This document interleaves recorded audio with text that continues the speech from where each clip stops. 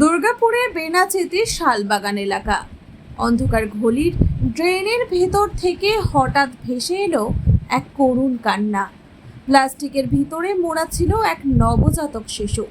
মুহূর্তে থমকে গেল এলাকা। স্থানীয় মানুষজন ছুটে এসে দেখেন ড্রেনের মধ্যে পড়ে রয়েছে প্লাস্টিকে মোড়া অবস্থায় শিশুটিকে দ্রুত উদ্ধার করেন তারা।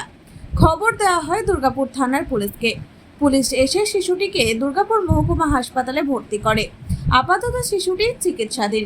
কে ফেলে গেল এই নিষ্পাপ প্রাণটিকে? কেনই বা মায়ের কোলের উষ্ণতা থেকে ছিঁড়ে এনে ড্রেনের অন্ধকারে ডুবিয়ে দেওয়া হলো তাকে? জন্মের সঙ্গে সঙ্গেই কি তার এত বড় শাস্তি প্রাপ্য ছিল? পুলিশ ইতিমধ্যেই তদন্ত শুরু করেছে। ও ডেকে আনলো আমাদেরকে, সেখানে দেখেছি কান্নার আওয়াজ পাচ্ছিল। তো আমাদের পাড়াতে কথা একটা ছেলে ওর মা যাচ্ছিল, ওই বার করলো, এখানে ব্রেক খুললো, ব্রেকে ছিল বাঁধা। তো ব্রেক খুললো তো দেখলো ওর মধ্যে ছেলে আছে, কাঁদছে। পুলিশ এসেছিল, আর তারপরে পুলিশ এসেছিল।